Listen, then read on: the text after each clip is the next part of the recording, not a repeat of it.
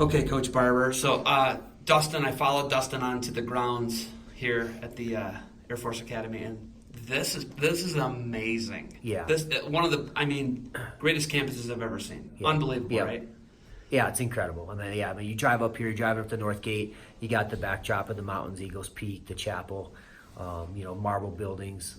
It's majestic. It's pretty cool. I've been doing this for 10 years, driving to work, and every day I drive up here, I got to pinch myself and say, man, I can't believe this is where I work. I can't believe this is where I get to come every single day and be part of what we're doing here. It's an incredible place, and it doesn't get lost on you how beautiful it is every day when you come up here. 18,000 acres too. I was going to say, is the football stadium in that 18,000 acres? Yeah. It is. Yeah. This is a massive campus. Yeah, massive. It's so incredible. And then, so I was talking to Dustin about the world class education, right? Yep. And he was reading the rankings to me one day, and I was like, yeah, those rankings. I don't know what those rankings are, but they got you guys a little low in my opinion, because I put the 3 service academies with the Ivies. Yeah. And I don't think I'm crazy. No. I think I'm accurate Yep. in that Yep. sense, right? Yep. I'm an educator, and I Yep. kind of get how these things Yeah. work, right? Yeah. With the world-class education, you guys are investing, by the time a kid's out of here, Yep. you're investing over $1 million in them, Yep. right? So Yeah. we can't afford to have our military fail, and I know you know that, but Yep. what's it like having the best and the brightest come to you guys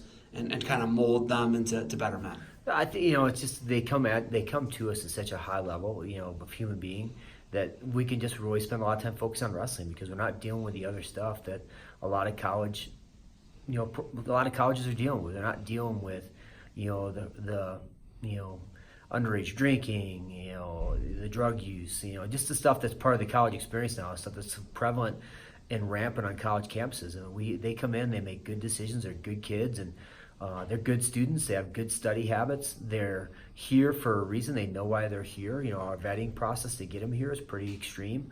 So when they get here, we can focus on wrestling. That part of it at 3 o'clock every day, we're talking about getting better at wrestling. We're not dealing with, social issues, academic issues, those types of things. So that part of it, like the best and the brightest, it just removes a lot of distractions, a lot of additional stuff that I think that is prevalent on other college campuses. As far as Ivy League schools, I think no doubt, and it's, I think, one thing that people don't realize here is that you're going to get a 4-year Bachelor of Science degree that's 146 credit hours. 146 credit hours. That's, Ivy League school is 120, 125, and it's a 5-year program for a lot of those guys. So that part of it, when you 18 to 21 credit hours of world-class academics, our core, our 99 credit hours of core, if you took that, you could probably go out and do about any job you want in the country. And then you kind of build on that from 99 to get to 146, and you start to specialize in any one of our 32 different majors. And the other great thing about it is that you don't have to have a job in your major. So you can be a civil engineering major, but you can be a pilot. So it diversifies you too. It doesn't pigeonhole you into certain things. And then on top of that, we're going to pay for your master's degree too. The Air Force is going to pay for your master's degree. So if you want to go to Stanford, you can go to Stanford. The Air Force will pay for that when you graduate here. So that part of it, if you want Stanford or Harvard, on your resume when you graduate and leave the Air Force Academy, you can do that here. We've had guys that have done that. So that's pretty incredible. That when you come here, no door is closed. Every door is still open to you. Any door that you had open to you when you were looking at colleges and where you want to go, that door is still open to you, because we're going to pay for your master's degree to graduate, and you can be part of another college, another world-class institution on top of the Air Force Academy. So I think the diversity of what we offer here and the opportunities available to you and where that can put you in your life, we're going to give you a job. You're going to have a great job working for one of the greatest organizations in the country, the Air Force, our United States government. But when that time comes to an end, just how you're going to be incredibly marketable, and people are going to look for you. And you're going to have intangibles too. Things we value here, things that seem to be a little bit hard to find in the workforce today. The people of integrity, people of character, people that show up, people that can assess friction points and make decisions and lead. So those things, that's not, you don't learn that. That's not part of the curriculum in a lot of other colleges, and it is here. So about 88 credit hours of leadership development here at the Air Force Academy. So, future employers, they're not only going to get a skill set, they're not only going to get a civil engineer, but they're going to get a world-class person too that knows how to show up on time, work hard, and make decisions and lead people. I like to say that you're set up. I Yeah. think that's an understatement. Yeah. You're really set up when Yeah. you leave here, right? Yeah. For life. And the other thing is, obviously no student loans, no college debt, Yeah. which a lot of kids actually you get paid. Yeah. You get a stipend on top Yeah. of your world-class education. So that's incredible on top of that. But we've had some kids from my hometown, like I told you. Yeah. We've had kids that are Naval Academy, Air Force Academy, and it's second to none. But Yeah.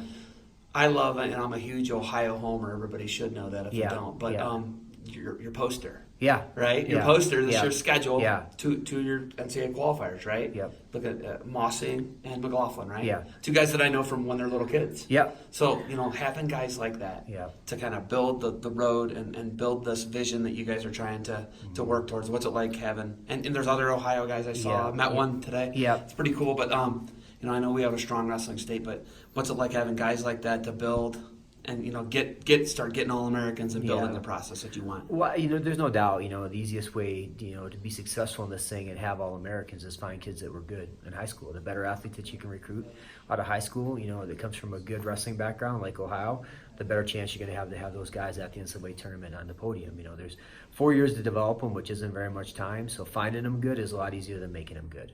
And you get them out of Ohio, they're good. Like the Ironman, every one of those guys is placed in the Ironman. In my opinion, the Ironman's the toughest high school tournament in the country, period.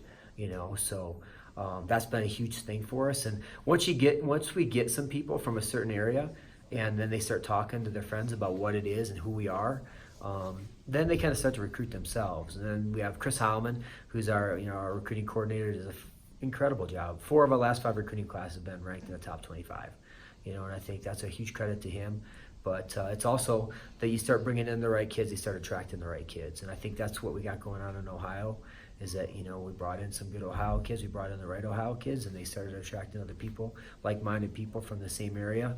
And there's some familiarity now. And it's not only the kids themselves, but some of our best recruiters, I think, are our parents that are out talking about the experience that their son's having at the United States Air Force Academy. I know that Mr. Mossing, I don't think you're going to get a better recruiter. That guy's a great guy, right? Yeah. Good people, and he's given you 3 of his sons, right? Yep. Right? I mean, I think that says a lot about him, and he's just an awesome guy. I always like seeing that guy. Good. Once again, another good Ohio connection. But okay, so for years I hit Scott Goodell with the Tom Tanis. I always said, "Hey, Tom Tanis," and he'd always be like, "Tom Tanis." I said, "Your last All-American." Yeah. So Kevin Hoy, right? Your last All-American, Yeah. right? So I was always hitting him with that. Kevin Hoy's your last All-American. Yep. What do you guys got to do to kind of I relate what your guys could be to like what Kent State did, like Sure. bringing Dustin in. Yep. Right?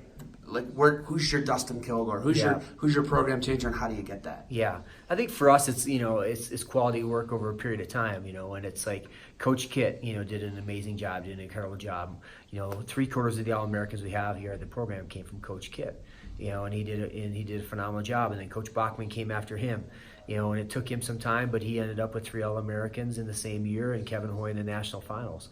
Joel Sherritt came after Coach Bachman. He elevated the program again and kind of brought it into the modern era of college wrestling. I have the privilege and honor of building on the work that Coach Kit, Coach Bachman, and Coach Sherritt did. And I think we're doing that. So we're evolving. Each coach has took the program and they've evolved it and grown it.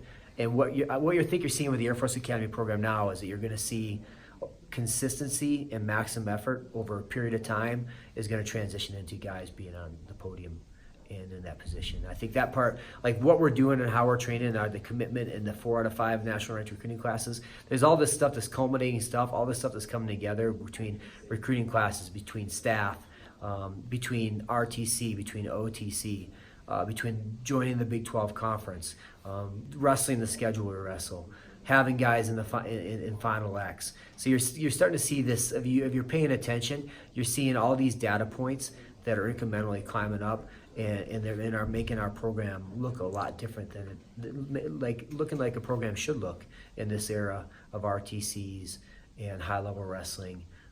And committed athletes, where it's a year-round endeavor, the entire time. So that's what I see, and I just look back at what we've done.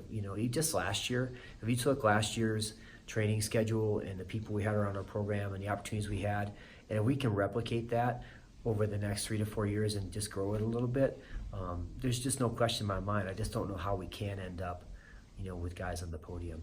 And you got WCAP, so world-class athlete programs. They don't even have to necessarily go into civil engineering, right, or security forces, or whatever it may be, being a pilot. They can actually be the athlete, and they can chase their Olympic dream. And the Olympic Training Center is 20 minutes down the road, right? So it's like it's all culminating, like you're saying, and you got a difficult thing. You have to replace Coach Horton here coming up. I know that's something really hard to do, and you're still in the process of doing that. But finalizing that and bringing the right people, and how important is that, having the right people around? Well, I think I don't know if there's anything more important than having than your staff.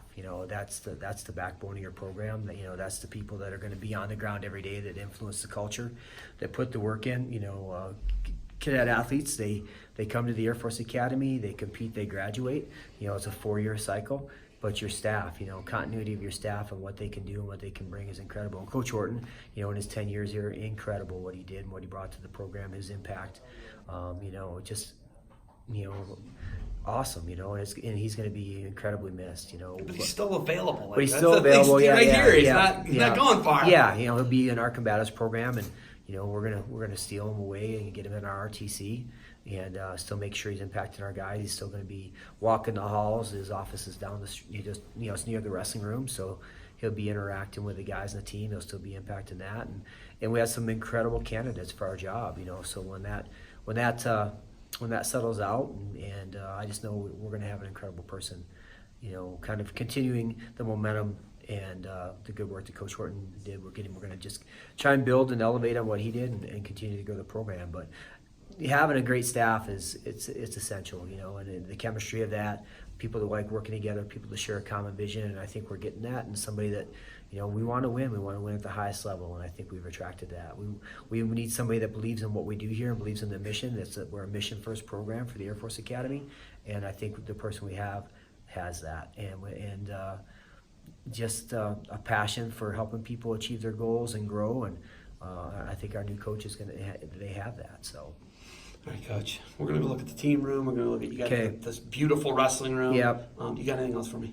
No, I just, I think for us, I'd like you to come back sometime when we got our RTC here that that has Jaden Cox in the room and Coach Jackson running practice, and our world-class athlete program guys, Alex Mossing, Brandon Mueller, Christian Hunt in the room rolling around with them. We're going to bring in a non-Air Force RTC athlete, the pretty big name. My ears just perked up when you said Jaden, just so you know. Yeah. And that might be a thing. We might see that here in the near future anyway. So, well, he's here. He's here on a regular basis. So I'm excited for that. Yeah. So let's go look at the facilities and check it out. Thanks for the time, Coach. All right, thanks.